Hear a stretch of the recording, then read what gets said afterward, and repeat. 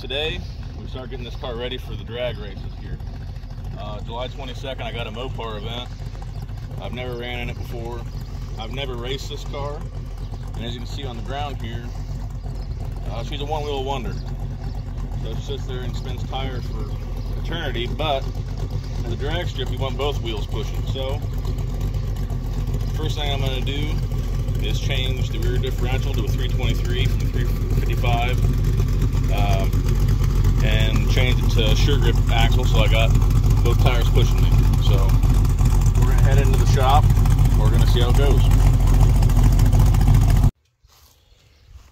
Alright guys and gals, welcome back to Tony's Garage. Here we are today back in my 72 Plymouth, and like I said in the beginning of the video, we're trying to switch over to a sure grip center section for the drag strip. Now right now I have a 355 gears in the back of it, and I will be switching to 323s. And I know that's kind of an oxymoron for drag racing, but I'm running a bracket class. I really don't care how fast it goes, I'm just going to have fun. It can be the slowest car there, I really don't care. I'm just trying to have fun, but I am tired of only spinning one wheel. Need to have them both going. Make sure this old land yacht here gets moving at a quicker pace. I do have quite a list to try to get done before the drag race. Again, it's on the 22nd of July, Mopar deal here at Eddyville, Iowa. It's an 1/8 mile track. So this car is going to be very, very slow. Probably get beat by a Prius, but I'm going to have fun. So again, I don't care. But I got gears, trans leak to fix. Leaf clamps, oil change, spark plugs. I gotta finish welding my exhaust. I got my dual exhaust all the way out the back now. I gotta finish a couple welds, but I have a fuel line leak, so I gotta fix that before I weld, or I'm gonna ignite the thing like a Roman candle, and I don't want to do that. I want to put a set of hood pins in it, just to keep the hood from flying up and busting my windshield and me wrecking the car possibly. I got a new speedo cable to put in it, because this one's broke. My gas gauge, I'm still having a problem with this one. I'd like to fix that. Radiator flush. I got a different carburetor to put on them for the drag races. Valve cover gaskets to put on. I got an alternator to switch out. This one works fine, but this is a Chevy alternator, and I can't have a Chevy alternator on my Mopar, so I'm going back with a Mopar alternator. When I get done with everything, obviously torque wheels. I do have a new dash pad for the dash, well, a new used dash pad I'd like to switch out for, and a new set of speakers put in the dash when I get a chance. But those are small things that don't actually matter for drag racing, but for cruising. So ultimately this is a cruising car, but I am taking it racing. So we're gonna go ahead and get the center section swapped out. Like I said, shouldn't take me more than an hour and a half. First thing I'm gonna do is crawl underneath here and jack it up with the jack stands underneath of it. All right, so here we go. Got my 10-year-old boy over here with me. We like to work on some stuff together, and he's gonna help me get this thing up in the air. He's not allowed under the car, but he can jack it up for me. So go ahead, bud.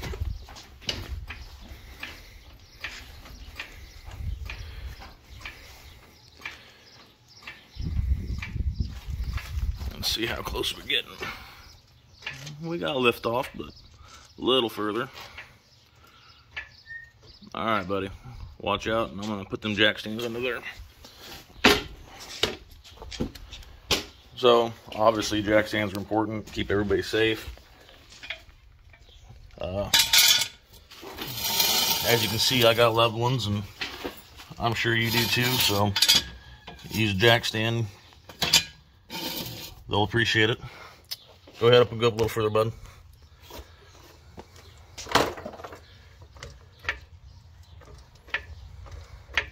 All right, stop.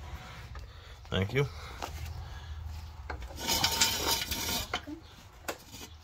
And another note to parents out there and grandparents, get these kids out here, get them working on something, you know? I mean, even if it's just something small, teach them something. Get them off the iPad, get them off the couch. It's good for them, it's good for you. Nice family time together. I got fond memories of working on stuff with my grandfather growing up. And I look forward to doing more with my own kids as time goes on. So, all right, let's slow her down slow here. I got it, everybody. Let me do it. We're gonna go down slow. Make sure. Oh, that was not slow, but it's down, so that's a plus.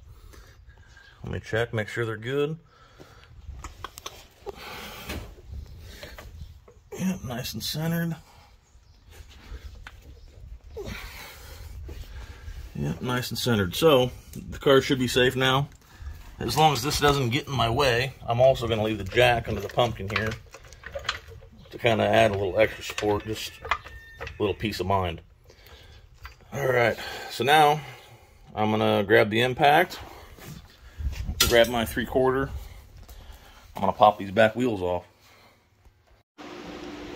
Alright, so these lug nuts from Jegs take a special adapter. And the end of it's 3/4, which is what you put your impact on. It's kind of a pain in the neck, so this is a little hack here that I do. Call it lazy, call it whatever, but I hate trying to pull this off the lug and the thing falling apart and having to deal with it. So before I ever start, I just kind of do a little bit of electrical tape around it a couple times. And sorry if there's a lot of fan noise in the background, but it's about 90 degrees here in Iowa right now, and like 100% humidity because it's rained the last 3 days. So we got fans running. So that should keep it together, so make quick work of this here. We're going to let my boy go ahead and take these off carefully without scuffing Dad's wheels. Alright, let's go ahead, bud. Make sure they're seated all the way on first. No, there you go.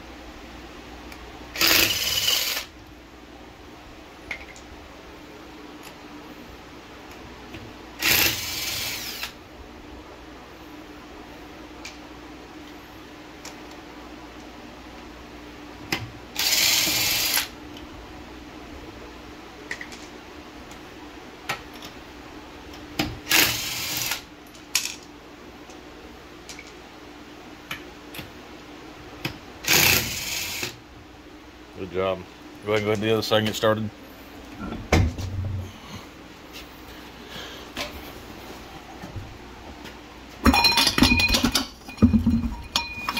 Oh, I forgot all about that removable center cap, but it reminded me.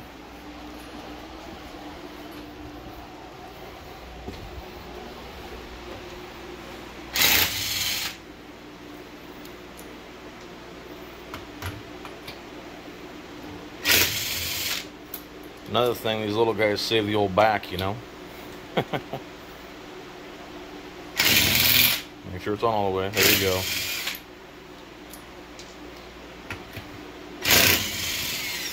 All I can say too is don't be afraid to let them help. I know they might mess something up or whatever, but the memories are worth it. So, alright, buddy, let's lay this thing down. Before we forget, since Daddy messed up the other side, let's take the center cap off. Go ahead and put all the lug nuts in there so we don't lose them. Put them on the table, please.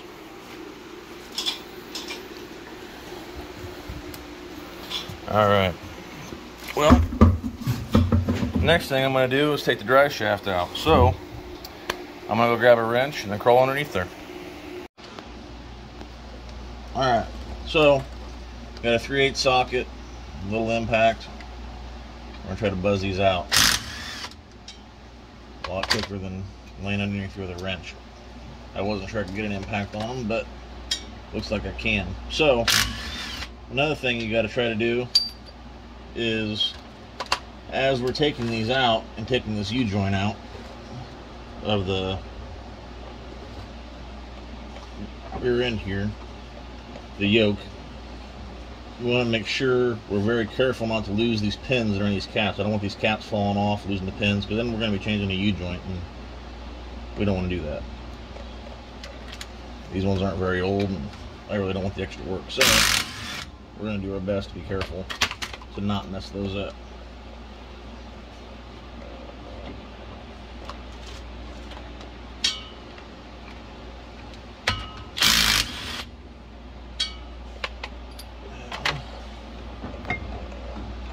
Again, trying to be as careful as you can to not use the caps. Alright.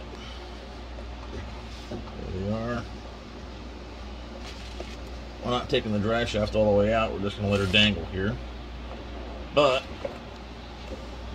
I'm going to grab some electrical tape.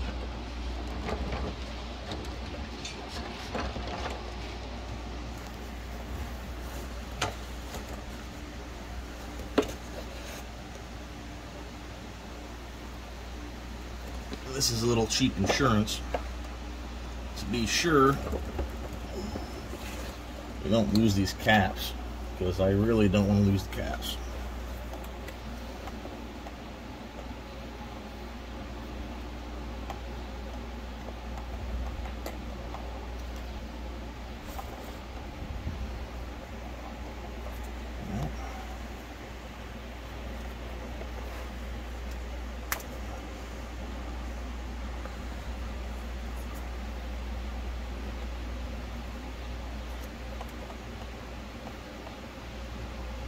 little fat guy problems here.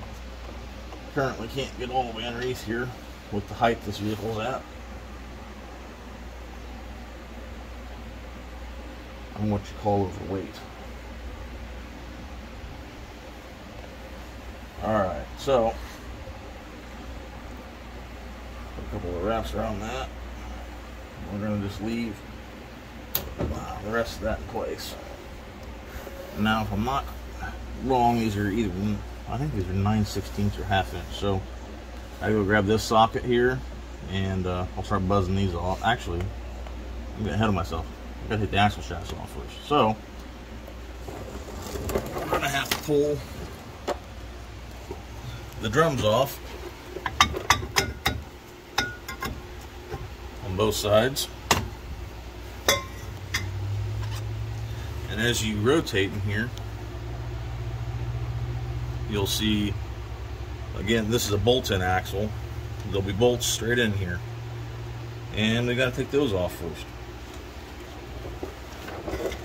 Which, I believe those are 9/16 as well. So, I'm gonna grab a 9/16 and we'll buzz those off. Alright, so I don't know if you saw this either, but as I took that off, I've noticed there's been a little bit of braking issue in the back of this, so let's add one more thing to the list. The adjuster fell out. Not really sure why it fell out. It appears this isn't actually locking the shoe in place, so there's one more thing we're going to add to our list. I got this car with lots of problems, and even though a lot of this hardware is new, the cylinder looks new, and it's got new lines and stuff before I got it, I keep finding more problems where some of the work just isn't, well, in this case, safe, but up to par in general. So that's one more thing we're going to have to add. Check back brakes.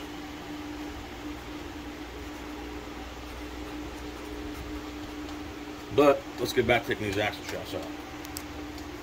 So, got my 9/16. Not sure if this little impact's going to cut it, but we're going to give her a shot first before we get the big one out. So, it actually worked. So you want to use this big hole. You're going to just rotate it around until you find all the lug nuts. Looks like one's missing here. That's not good. Another thing I found. We're going to have to obviously replace that.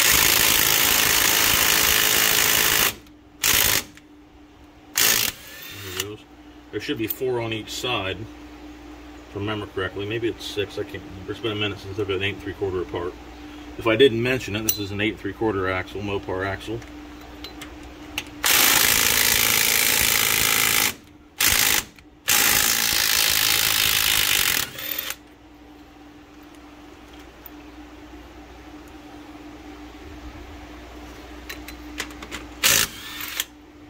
Okay, that's pretty good. So there's 4 there. I can't remember if there was 4 or if there was 6. I think there's supposed to be 6, but there's only 4 on this one. So I'm going to find some replacements for those. Not super reassuring. Now these axles, I don't know if I'm going to pull them all the way out. I'm probably just going to pull them out far enough to be out of the center section. Obviously you want to be careful not to mess up your axle seals that are in here. This thing must have been apart somewhat recently because that just came right apart. So usually you got to kind of pull on them, or maybe a slide hammer. This one came right apart. You can see it fell down there, and it is out of the way of the center section. And I'll have to put a different gasket here. These bearings look pretty decent though. But either way, this one's out of the way. I'm not going to bother recording the other side. You just duplicate this for the other side, and we'll have both the axle shafts pulled out. Got the other side pulled apart. He actually had more than the right amount on the other side, which is weird. He had a couple of them doubled up. I don't know what was going on there. So I'm going to have to double check everything. But I'm going to go ahead and pull this pumpkin out. Now, remember, just a friendly reminder before you end up surprised, there obviously is fluid in here, or at least I hope to God there is. So you're going to have a drain pan ready. Make sure you're keeping track of all your other bolts and stuff. You don't want to lose them. So I'm going to start popping these loose. Hopefully it drains into here and doesn't make a gigantic mess that I got to lay in the rest of the time. And also, I always try to leave one in the top here till the end. These are very, very heavy, and you don't want your face underneath of them or whatever, so when you take the last one out, just be very careful when you're letting it down, because there's a good chance if you've got your fingers under it or your face under it, it's going to smash you and it's going to hurt. So you want to be careful.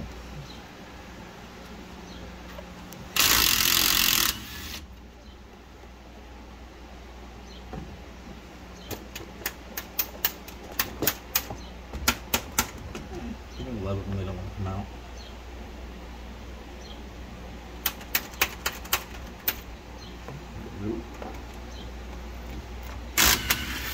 Probably never see that one again.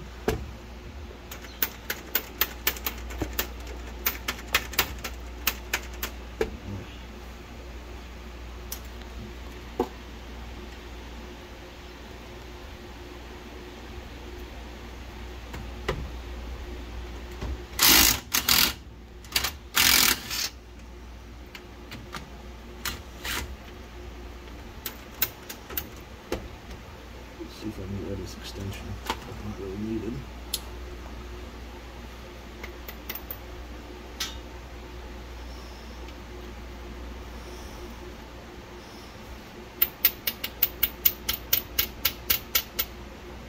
There we go.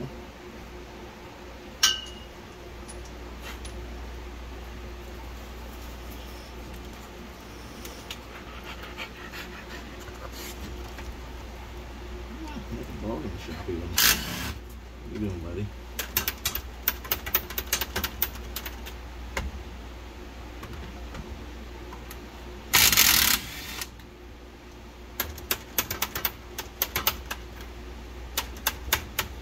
Alright, so I'm going to keep taking these off, and I'll resume the video after I get them all done. Now. Alright, so we're on my last one. Again, it's already started to drip, so make sure your pan's positioned. It's probably going to make a little bit of a mess. We're going to try to keep that mess down. That's what the point of the pan is here, but we'll see what happens. Hopefully, I can also get it down without smashing my face. So, we're going to go ahead and take this last one out.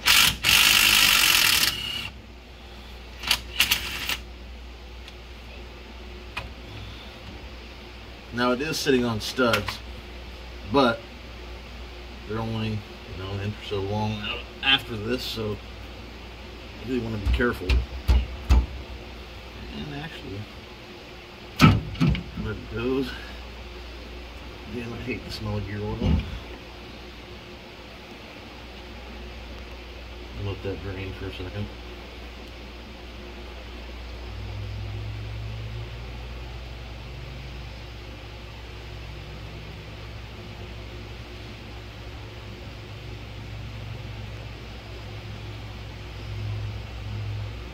Well, it'd be real nice if my son would actually go around back, buddy, and roll that jack towards me. Maybe we'll let it down a little bit with the jack. Try to save some carbon fiber body.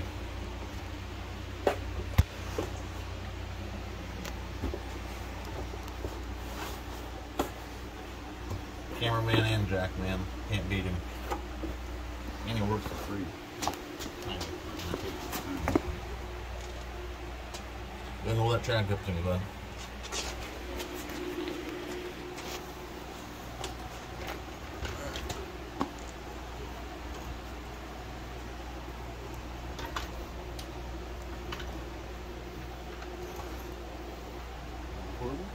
Alright, so jack that lock.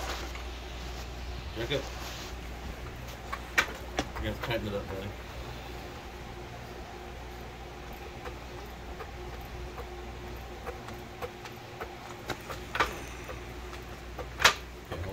Forward a little bit. Up a little bit.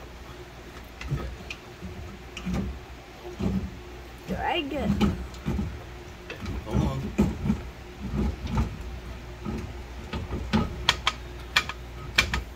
Okay, come forward a little bit.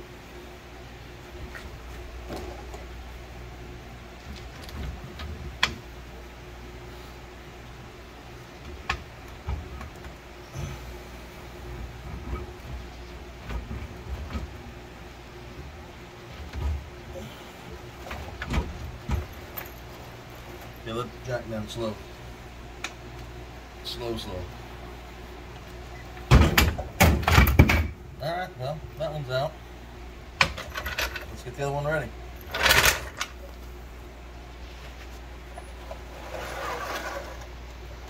Alright, we're good. Alright, so I got this rolled out here where I can see it, check the numbers, and this is actually also a 323 rear end.